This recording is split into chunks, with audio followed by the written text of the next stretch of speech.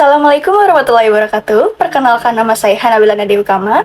Saya dari jurusan Psikologi dengan NIM 401220 10088. Di sini saya akan membahas presentasi tentang fenomena penggunaan bahasa pergaulan di Indonesia yang dilakukan sebagian komunitas seperti remaja. Kita akan membahas pertamanya, yaitu adalah pengertian bahasa gaul. Bahasa gaul itu apa sih? Bahasa gaul itu adalah istilah yang digunakan untuk menggambarkan bahasa informal atau bahasa sehari-hari yang sering digunakan dalam pergaulan sehari-hari. Sini saya juga akan membahas tentang sejarah dari pergaulan bahasa gaul ini sendiri. Bahasa gaul ini diyakini sudah ada sejak 1970. Semua istilah ini tuh digunakan untuk merahasiakan obrolan komunitas seperti komunitas para remaja. Namun, karena bahasa ini digunakan di luar komunitas, bahasa gaul itu sering digunakan menjadi bahasa sehari-hari gitu. Nah, selanjutnya ini adalah dampak positif dan negatif dari bahasa pergaulan. Jadi, dampak positifnya ini, kita tuh bisa meningkatkan komunikasi. Bahasa gaul yang lebih informal dan tidak terlalu formal ini mempermudah komunikasi dengan orang-orang dan dapat membantu kita tuh menyampaikan ide secara kreatif, ide yang kreatif gitu dengan secara efektif gitu loh. Yang kedua ini ada bahasa gaul yang sering menggunakan kata-kata baru dan ungkapan yang orisinal.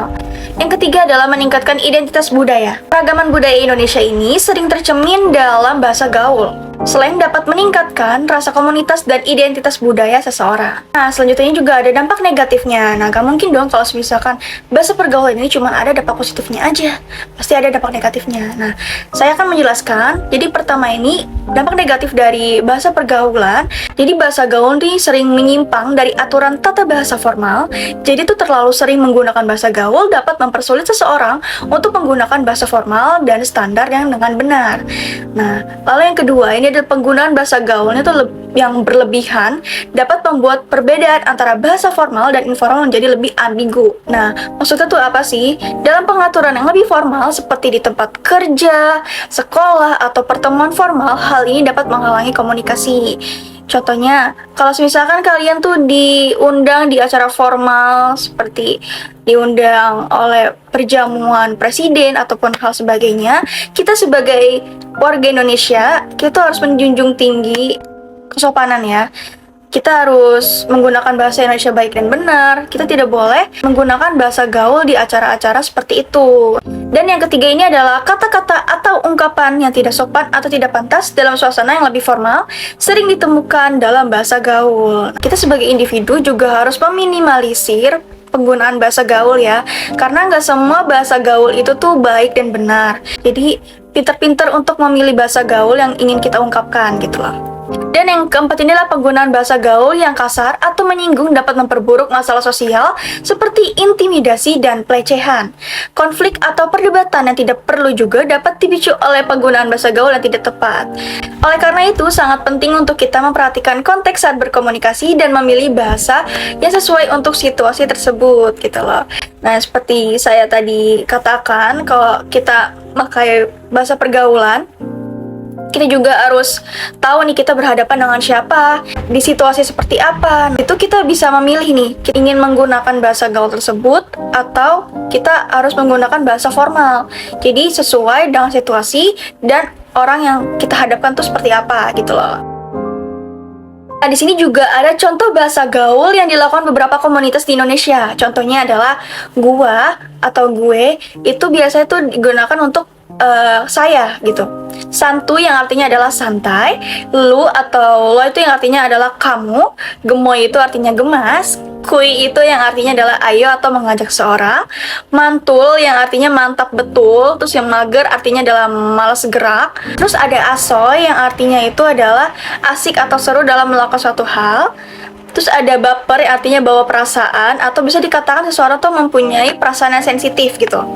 Terus juga ada anjay yang artinya adalah keren, dan ada TBL. Nah, TBL ini pasti di sini banyak anak-anak muda yang menggunakan kata-kata TBL ini. TBL ini adalah takut banget loh. Nah, awal mula TBL ini tuh muncul ini karena ada satu orang yang namanya Bondol JPG ini, dia sering banget menggunakan kata-kata TBL, takut banget loh, itu digunakan untuk bahasa gaulnya dia sendiri gitu. Jadi dia menciptakan sendiri. Nah, itu bisa dikatakan kalau dia tuh adalah orang yang kreatif karena dia menciptakan kata-kata baru gitu, menciptakan kata-kata baru yang semua orang tuh ikuti gitu. Selanjutnya ini adalah faktor munculnya penggunaan bahasa pergaulan di Indonesia. Nah, ada beberapa faktor seperti halnya munculnya di televisi, lalu ada di lingkungan sekitar, lalu juga ada di media sosial. Nah, di sini saya akan membahas dari televisi terlebih dahulu, yang bisa kita ketahui bahwa kalau zaman sekarang ini tuh program televisi itu banyak sekali yang menggunakan bahasa pergaulan gitu, bahasa yang tidak baku.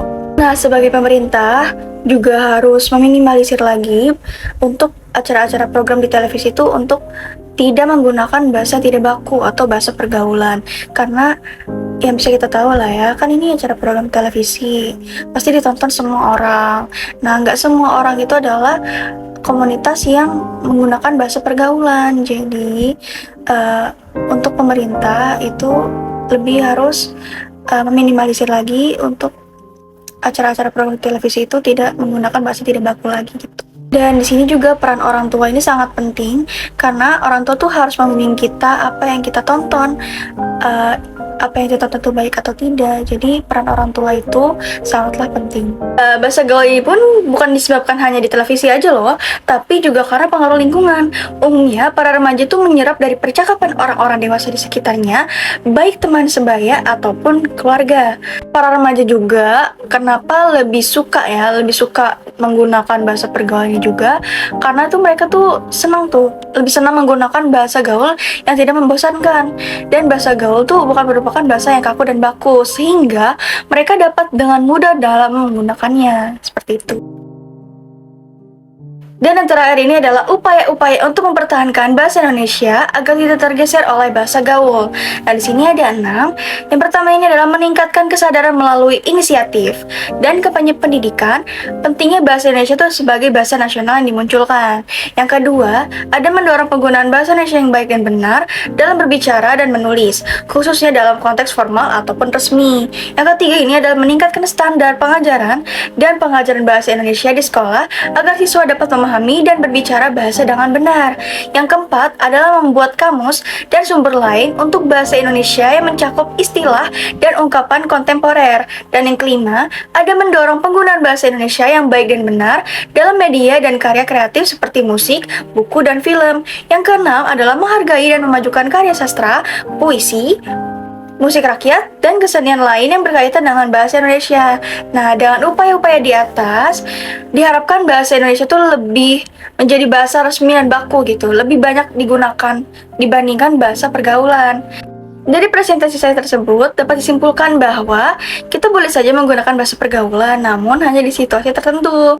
Dan juga kita diharapkan untuk lebih menggunakan bahasa Indonesia lebih sering daripada bahasa pergaulan. Dan kita sebagai bangsa Indonesia, kita juga tidak boleh menghilangkan bahasa resmi kita, bahasa Indonesia kita, karena munculnya bahasa pergaulan ini. Jadi diharapkan untuk bangsa Indonesia tuh lebih banyak untuk menggunakan bahasa resmi kita, seperti itu. Mungkin itu saja presentasi dari saya. Sebelumnya, terima kasih. Wassalamualaikum warahmatullahi wabarakatuh.